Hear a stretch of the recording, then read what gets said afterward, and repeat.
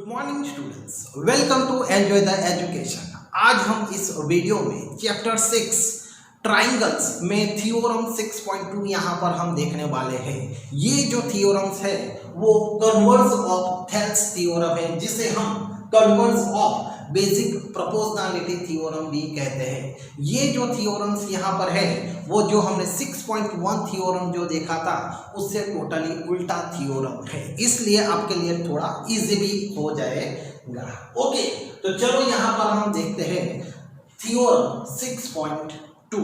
तो यहाँ पर हम थ्योरम 6.2 आगे देखने से पहले यहाँ पर 6.1 थ्योरम और 6.2 थ्योरम में क्या डिफरेंस है पहले यहाँ पर हमें वो देख लेना बहुत जरूरी है, क्योंकि एग्जाम में लोगों को 6.1 और 6.2 क्वेश्चन में अंडरस्टैंडिंग करने में उन्हें बहुत दिक्कत होती है कि हमें थ्योरम 6.1 दिया गया है या 6.2 दिया गया है, वो लोगों को पता नहीं चलता है। तो पहले मैं आपको दोनों का डिफरेंस यहाँ पर बता देता हूँ।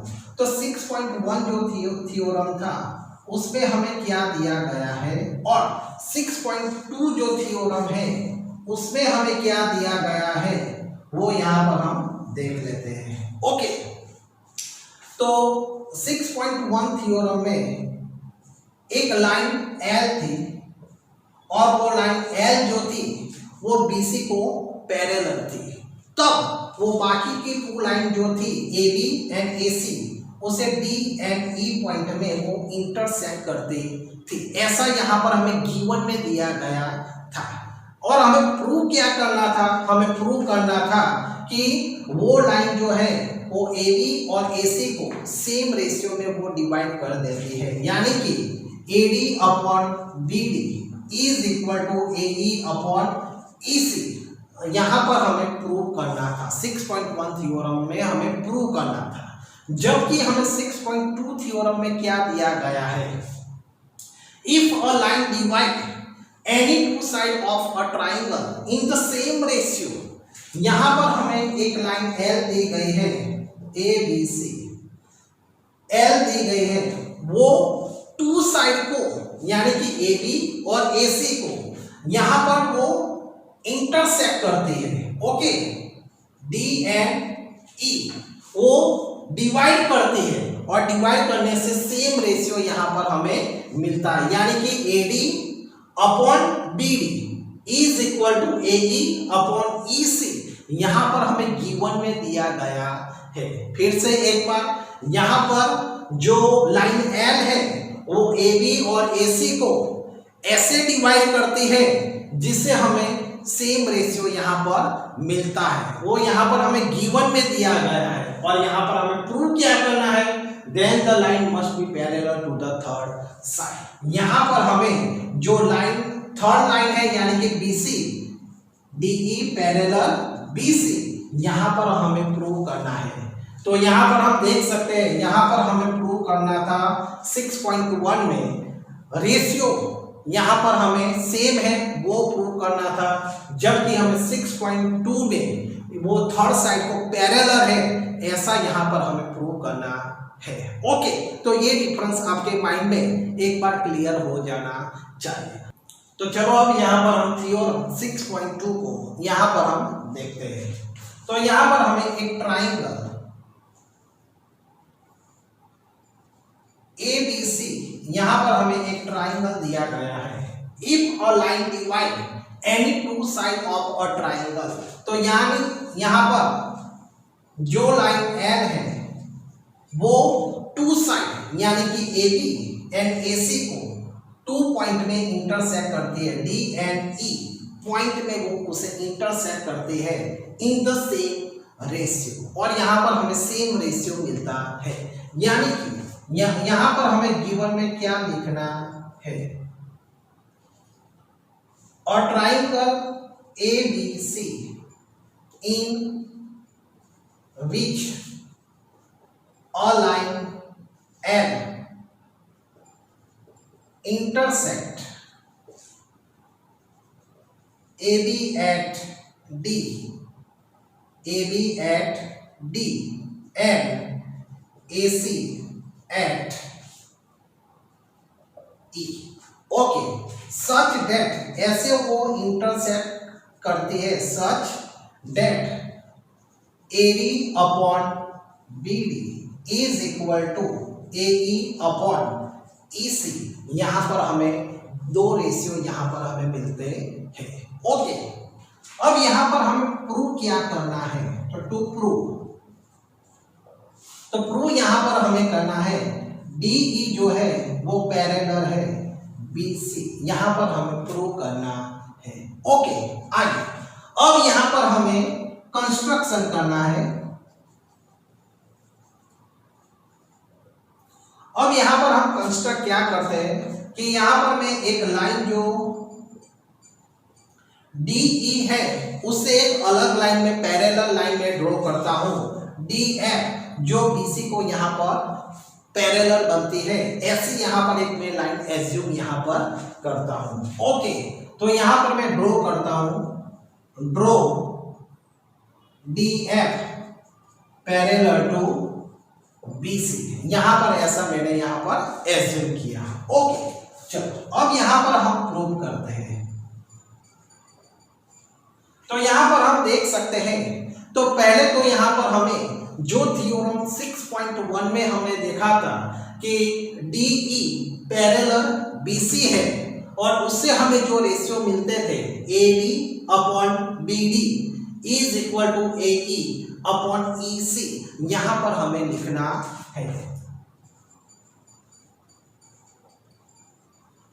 अकॉर्डिंग टू 6.1 थ्योरम ऐसा भी लिख सकते हैं, अकॉर्डिंग टू और आप basic proportionality theorem 6.1 DE parallel BC, और इससे हमें जो AD upon BD is equal to AE upon EC जो हमने यहां पर प्रूव किया था वो यहां पर हम लिखते हैं। ये पॉइंट हमने लिखा 6.1 थ्योरम के बेस पर, जिसमें हमने उसे प्रूव किया था।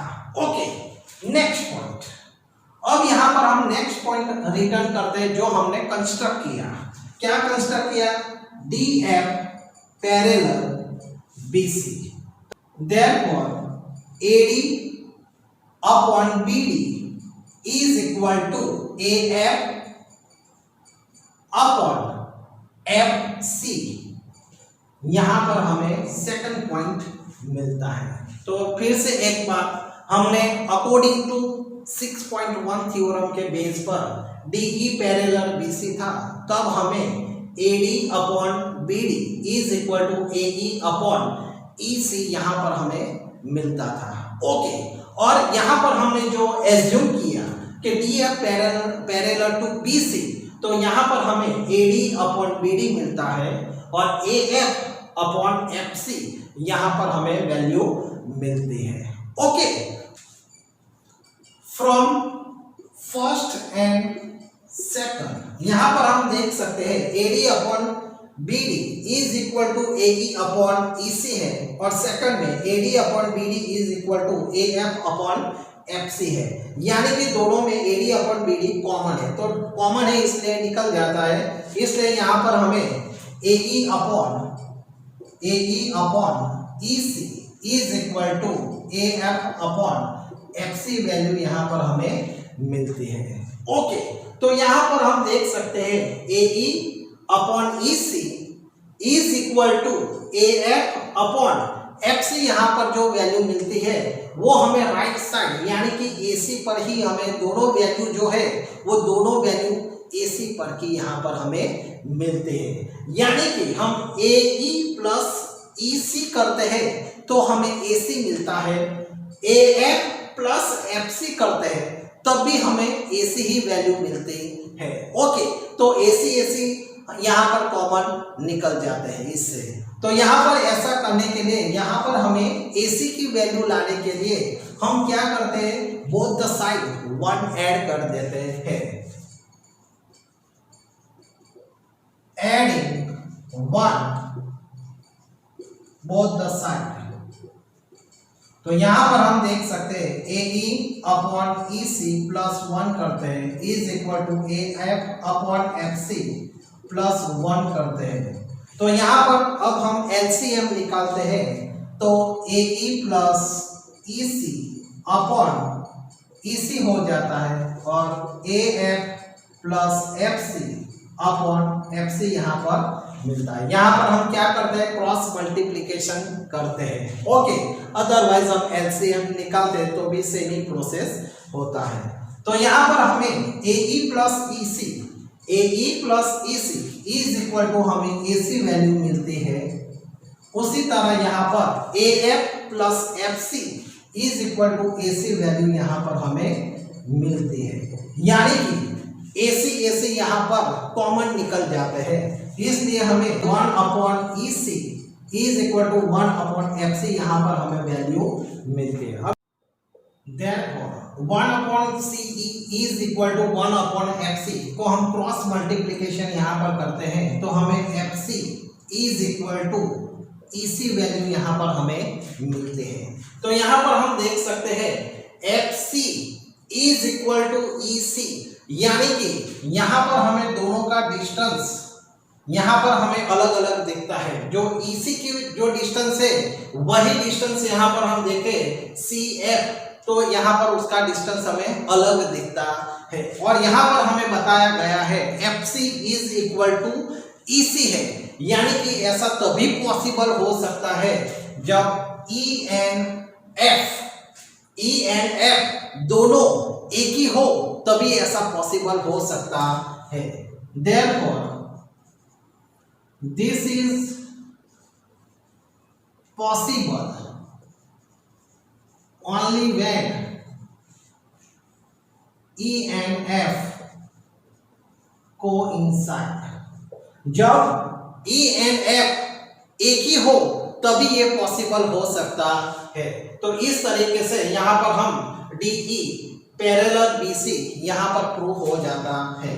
Therefore DE जो हमें प्रूव करना है, DE पैरेलल BC यहाँ पर प्रूव हो जाता है। ओके।